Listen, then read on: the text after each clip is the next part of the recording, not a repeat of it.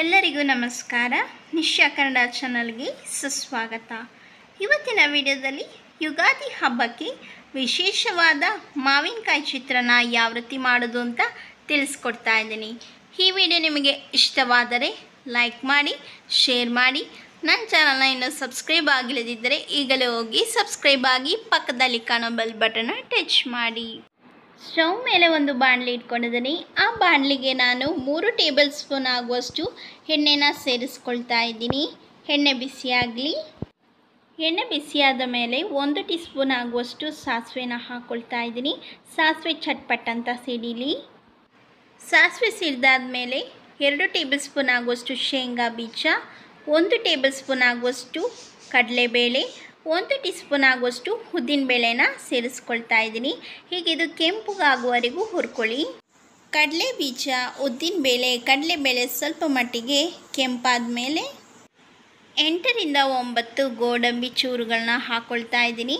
ಹೀಗೆ ಇದನ್ನು ಕಡಿಮೆ ಉರಿಯಲ್ಲಿ ಇಟ್ಕೊಂಡು 1 ರಿಂದ 2 ನಿಮಿಷಗಳವರೆಗೆ ರೋಸ್ಟ್ ಮಾಡಿಕೊಳ್ಬೇಕು. ಗೋಡಂಬಿ ಕೂಡ ಸ್ವಲ್ಪ ಕೆಂಪಗಾಗಿದೆ. ಸ್ವಲ್ಪ ಅರಿಶಿನ ಪುಡಿನ ಹಾಕ್ಬಿಟ್ಟು ಸ್ಟವ್ ಫ್ಲೇಮನ್ನು ಆಫ್ ಮಾಡ್ತಾ ಇದ್ದೀನಿ.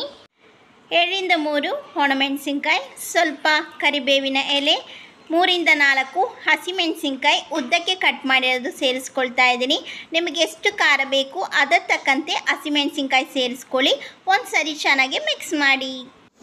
ಈಗ ಇದಕ್ಕೆ ಉದುರುದ್ರಾಗಿರುವ ಅನ್ನನ ಸೇರಿಸ್ಕೊಳ್ತಾ ಇದ್ದೀನಿ. ಅನ್ನ ಹಾಕಿದ ಮೇಲೆ ಸ್ಟವ್ ಫ್ಲೇಮನ್ನು ಆನ್ ಮಾಡಿ ಸಣ್ಣ ಉರಿಯಲ್ಲಿ ಇಟ್ಕೊಳ್ಬೇಕು. ಅರ್ಧ ಕಪ್ ಆಗುವಷ್ಟು ತುರಿದು ಇಟ್ಕೊಂಡಿರುವ ಹುಳಿ ಮಾವಿನಕಾಯಿನ ಸೇರಿಸ್ಕೊಳ್ತಾ ಇದ್ದೀನಿ. ನಿಮಗೆ ಜಾಸ್ತಿ ಹುಳಿ ಬೇಕಾದರೆ 3/4 ಕಪ್ ಆಗುವಷ್ಟು ಮಾವಿನಕಾಯಿನ ತುರಿದು ಹಾಕ್ಕೊಳ್ಬೋದು. ಈಗ ಇದಕ್ಕೆ ರುಚಿಗೆ ತಕ್ಕಷ್ಟು ಉಪ್ಪನ್ನ ಸೇರಿಸ್ಕೊಳ್ತಾ ಇದ್ದೀನಿ. ಒಂದು ಸಾರಿ ಚೆನ್ನಾಗಿ ಮಿಕ್ಸ್ ಮಾಡ್ಕೊಳ್ಳಿ.